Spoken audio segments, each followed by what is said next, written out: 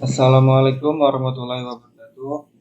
Kami dari kelompok 3 akan memaparkan atau mempresentasikan tugas kami dalam mata kuliah e-commerce, yaitu e-commerce untuk UMKM. Sebelum memasuki materi, izinkan memperkenalkan diri. Nama saya Satria Kemala Santri. Di kelompok ini ada Fernanda Aditya yang akan memaparkan materi, Widya Agustiani, Zainal Afrizal Mutakin, dan Nurul Hidayah yang akan melakukan demo aplikasi e-commerce. Langsung saja ke materi yang pertama yang akan dipaparkan oleh Fernanda Aditya. Tanyanya silakan. Latar belakang. World Health Organization atau WHO pada 12 Maret 2020 telah menetapkan wabah COVID-19 sebagai pandemi global. Di Indonesia, kasus positif COVID-19 pertama kali diumumkan oleh Presiden Indonesia Insinyur Haji Joko Widodo pada Senin 2 Maret 2020. Berbagai strategi dilakukan pemerintah Indonesia dalam rangka menekan penyebaran COVID-19 di Indonesia. Sebagai suatu pandemi nasional bahkan pandemi global, penyebaran COVID-19 ini sangat cepat sehingga menjadi pembicaraan utama di setiap wilayah. Tidak hanya dari sudut pandang kesehatan, namun juga dari sudut pandang ekonomi. Goncangan perekonomian terjadi di mana-mana. Indonesia salah satunya. Kepala Pusat Kebijakan Sektor Keuangan Kementerian Keuangan yaitu Adi Budiarso menyebutkan bahwa pertumbuhan perekonomian Indonesia pada tahun 2020 diperkirakan hanya 0,4% sampai dengan 1% saja, dan diprediksi bahwa perlambatan laju perkembangan perekonomian di Indonesia masih akan terjadi di puncaknya hingga tahun 2021.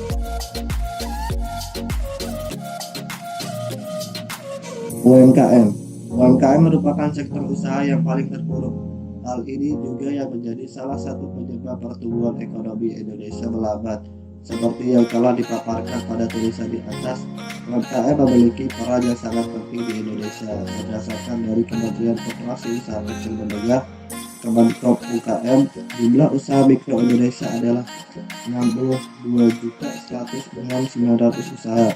Usaha kecil 797.90 usaha, usaha menengah 58.627 usaha, usaha sebanyak 5.460 usaha. Selama ini UMKM dinilai mampu menopang 80% konsumsi dalam negeri, berkontribusi sebesar 60,3% dari total produk domestik bruto atau PDB Indonesia, serta mampu menyerap 97 tenaga kerja yang menyediakan 90% lapangan kerja di Indonesia.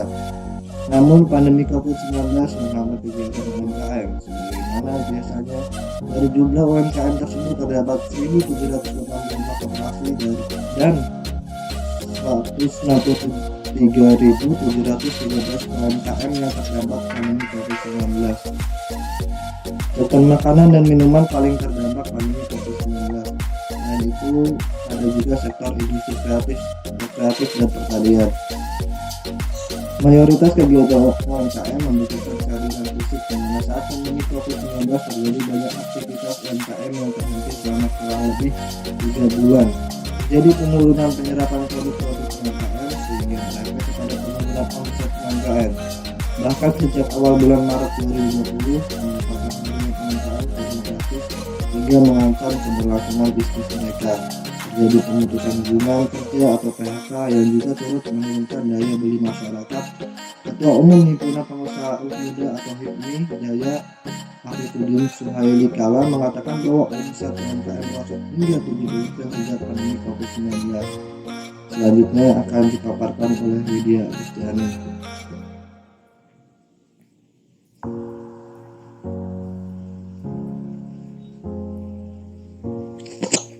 Baik, saya akan melanjutkan penjelasan. Namun jika diperhatikan, ada sisi positif yang terjadi saat pandemi COVID-19 sekarang ini, di mana ada bisnis-bisnis yang justru mengalami kemajuan yang signifikan.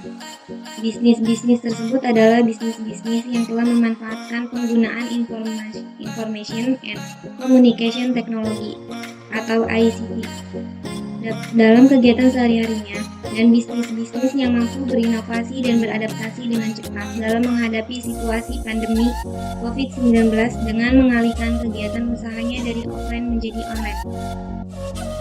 Namun, jumlah pelaku UMKM atau bisnis yang mampu bertahan di tengah pandemi COVID-19 tidaklah banyak. Fenomena pandemi COVID-19 telah mengubah perilaku konsumen. Penelitian di awal pandemi COVID-19 yang dilakukan oleh Denny Kamaludin Yusuf dan kawan-kawan membuktikan bahwa bencana COVID-19, pembatasan sosial, dan sistem pemasaran online berpengaruh terhadap perubahan perilaku konsumen dalam membeli produk website. Himbauan dan kebijakan pemerintah untuk tetap di rumah saja atau stay home, PSBB di berbagai daerah, menghindari kerumunan atau jaga jarak atau social distancing, dan bekerja dari rumah atau work from home, turut merubah perilaku masyarakat. Masyarakat kini lebih suka melakukan belanja secara daring atau online, terutama melalui e-commerce. Terjadi peningkatan belanja online sebesar 400%, sebagaimana yang disampaikan oleh Ahmad dan Ramli dari Dirjen Penyelenggara Pos dan Informatika atau PPI. Kominfo yang diprediksi akan terus berlanjut pada era new normal. Hal ini didukung oleh Muhammad Feryadi sebagai Ketua Umum Asosiasi Perusahaan Jasa Pengiriman Ekspres, Pos dan Logistik Indonesia atau Asperindo, bahwa terjadi peningkatan permintaan pengiriman barang. Lanjut menurut. Fakta dan data tersebut menunjukkan bahwa perubahan perilaku konsumen selama pandemi COVID-19 turut mengubah perilaku bisnis pada pelaku usaha. Pemanfaatan teknologi internet dalam pemasaran tersebut mampu menolong para UMKM yang telah memanfaatkan atau cepat beradaptasi dengan teknologi untuk dapat bertahan di saat pandemi COVID-19 ini. Hal ini menunjukkan bahwa teknologi internet memiliki peran yang sangat penting dalam proses bisnis di masa pandemi COVID-19. Bahkan hingga era new normal seperti sekarang. Saat ini, data yang dirilis oleh perusahaan manajemen media Hootsuite dan agensi marketing We Are Social dalam bulan Januari 2020 menunjukkan bahwa 64% dari total penduduk Indonesia telah menggunakan internet atau setara dengan 175,4 juta orang di Indonesia. Bahkan uniknya, rata-rata penggunaan internet di Indonesia yaitu 7 jam 59 menit, di mana hal ini sudah melampaui penggunaan rata-rata global yang hanya 6 jam 43 menit. Lanjut Nurul.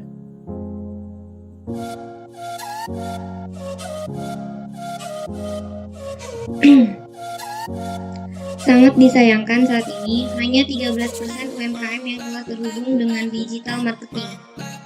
Adapun e-commerce menjadi salah satu pilihan yang sering digunakan oleh UMKM untuk memulai digital marketing dan sering digunakan oleh konsumen untuk berbelanja online. Menteri Koordinator Bidang Perekonomian mencatat bahwa di tengah pandemi COVID-19 saat ini sebanyak 300.115 UMKM mulai menggunakan platform digital e-commerce. Jumlah tersebut masih tergolong kecil jika dibandingkan dengan jumlah UMKM di Indonesia dan besarnya potensi pasar online di Indonesia.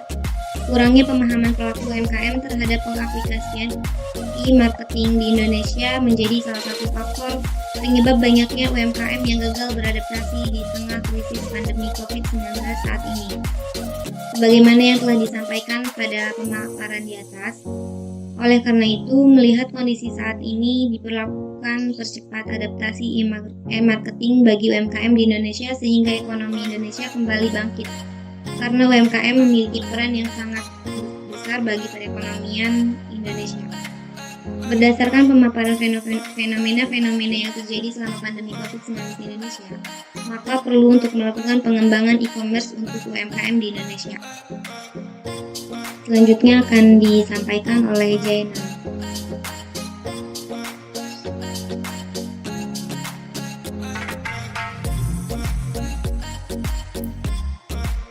Tujuan penelitian ini memiliki tujuan yang meliputi: 1. Mengetahui pihak-pihak yang berperan dalam UMKM. 2. Pelaku usaha seperti UMKM dapat menjalankan usahanya di tengah pandemi. 3. Mempermudah pelaku usaha dalam memasarkan dan menjual produk-produknya. Manfaat penelitian ini memiliki manfaat yang meliputi: 1. Membantu mengatasi masalah krisis yang dihadapi UMKM di masa pandemi. 2. Membantu mengatasi masalah pertumbuhan ekonomi di tengah pandemi. 3. Mempermudah proses jual beli baik bagi pelaku usaha atau bagi konsumen.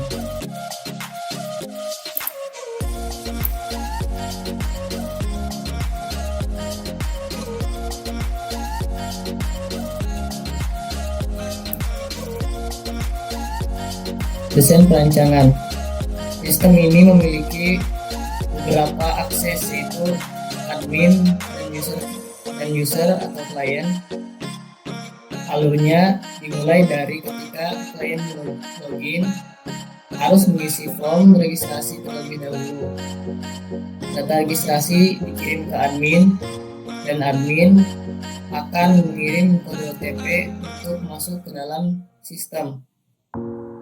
Jika klien sudah masuk ke dalam sistem, klien diharuskan mengupload data.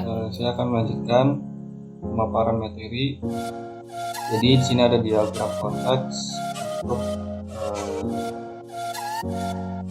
di gambar kita nanti, yaitu untuk UMKM yang kita ambil adalah penjualan pengolahan ikan.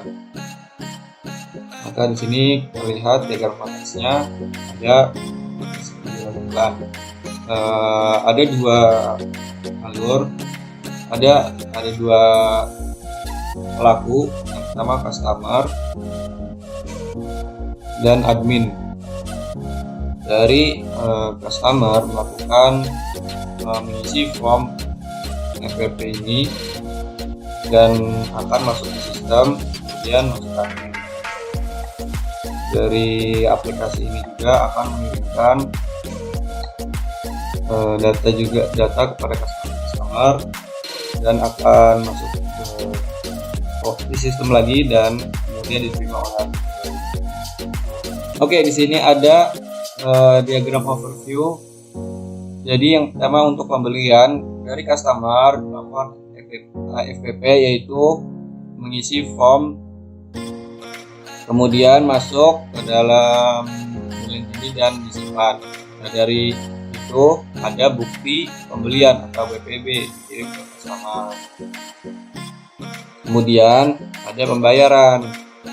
Dari customer data pembayaran dan data pembayaran tersebut disimpan, kemudian bukti pembayaran dikirimkan ke customer.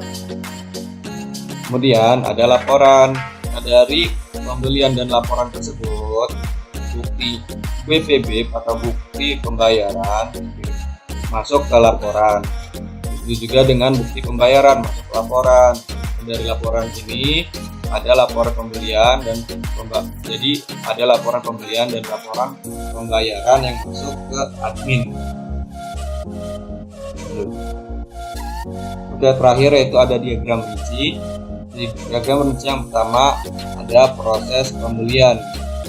Yang pertama, ketika ada form yang terisi, maka akan dicatat form tersebut dan form tersebut akan berubah menjadi bukti pembelian. Di sini ada buat pembelian BPB. Kemudian untuk pembayaran dimulai ketika ada yang melakukan pembayaran dan ada data, tabel data pembayaran yang masuk, kemudian pembayaran dicatat. Setelah pembayaran dicatat, maka otomatis akan buat bukti pembayaran. Kemudian untuk proses laporannya berdasarkan dari dua bukti tadi, yaitu dua bukti proses pembelian dan pembayaran. Ada bukti pembayaran yang akan selanjutnya akan diolah menjadi laporan pembayaran dan bukti pembelian. Selanjutnya juga akan menjadi laporan pembelian. Seperti itu. Untuk pemaparan atau presentasi dari kelompok kami mungkin sekian. Jadi untuk selanjutnya kami akan melakukan langsung demo aplikasi dari e-commerce kami yang nanti akan dipaparkan oleh Nurul Hidayah. Baik, terima kasih kepada sekalian. Di sini ada aplikasi yang kami buat bernama Island. Mungkin kita di sini ada dua tampilan. Pertama adalah tampilan sebagai admin dan yang kedua sebagai user. Karena di DFP tadi dijelaskan itu ada dua aktor yang berperan di aplikasi ini. Baik, kita langsung masuk saja sebagai admin. Di sini sudah ada terdaftar di data ini. Sebagai admin, bedanya untuk admin sendiri dia mempunyai akses kepada admin panel, yang dimana di sini itu bisa menambah atau merubah data untuk user. Pertama di sini ada menu kelola pesanan, yang dimana ini adalah pesanan yang dilakukan oleh user. Dan di sini ada yang sudah konfirmasi dan ada yang statusnya pengiriman. Ketika pengiriman sudah selesai, maka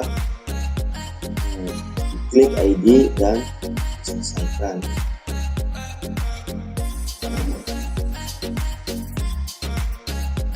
Sudah selesai. Kemudian ada menu toko. Di sini ada kategori, di mana di sini admin mempunyai hak untuk menambah kategori ketika ada penambahan. Misal kita tambahkan kategori ikan manis.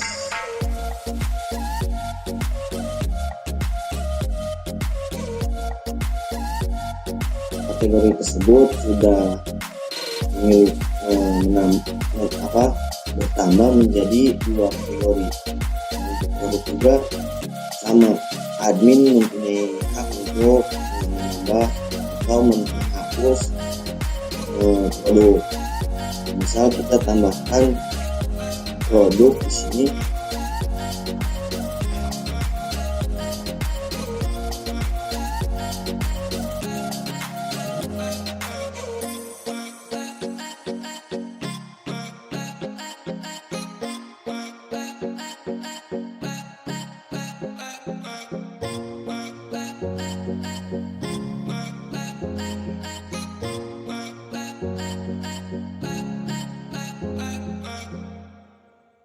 Misal gambarnya ini dan tinggal klik tambah, maka otomatis di user tampil produk terbaru.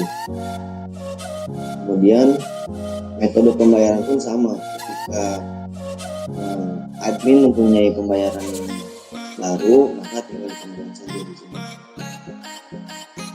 Itu untuk kelola pelanggan, ini itu adalah untuk manajemen berapa pelanggan yang sudah staff sendiri. Mungkin ini yang mempunyai hak mengatur ini mungkin dia sendiri, karena aktornya itu adalah dirinya sendiri.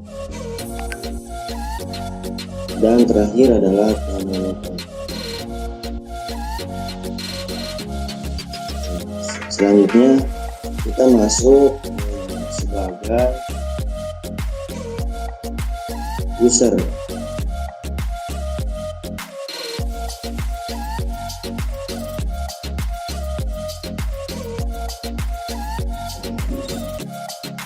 Perbedaannya adalah ketika login sebagai admin dia mempunyai akses ke admin panel, kemudian ketika login sebagai user biasa dia tidak mempunyai akses, hanya mempunyai akses order saja. Di sini ada 4 menu, yang mana home adalah menu awal, tampilan awal yaitu tawaran produk, kemudian ada kategori yaitu untuk mencari ketika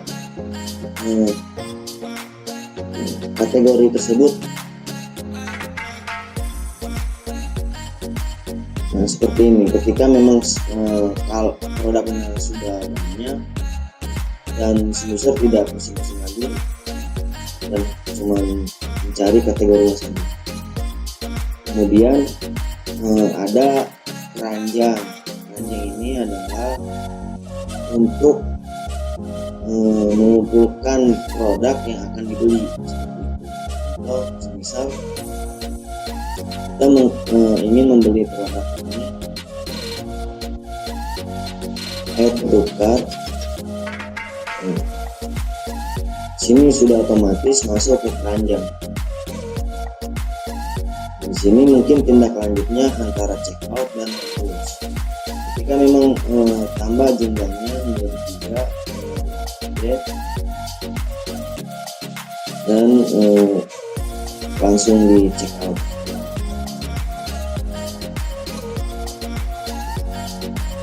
Selanjutnya untuk menindaklanjuti pembayaran, ini ada pembayarannya. Ada 3. Jika memang sudah sudah pas dengan barang yang akan dibeli, kita tinggal klik saja agree.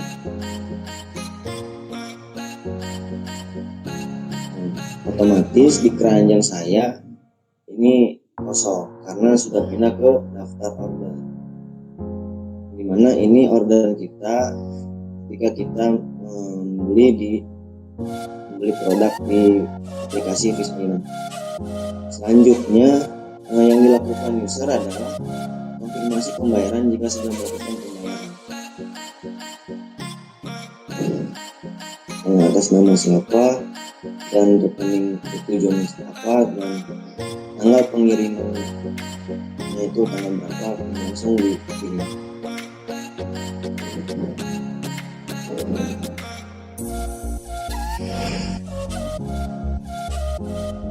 Statusnya berubah menjadi konfirmasi pengiriman, hingga admin yang melakukan tindak lanjut untuk pengiriman.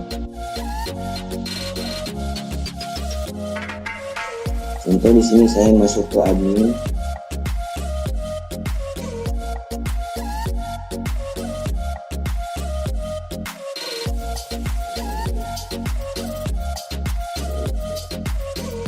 Ke admin panel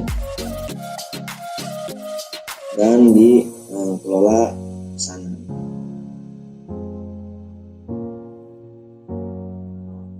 Sini ada yang terbaru.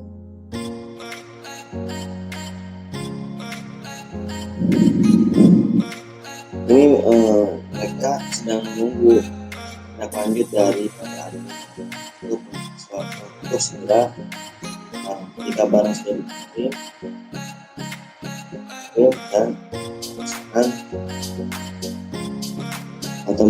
otomatis statusnya sedang pengiriman. Nah, ketika sudah datang barangnya, tinggal klik saja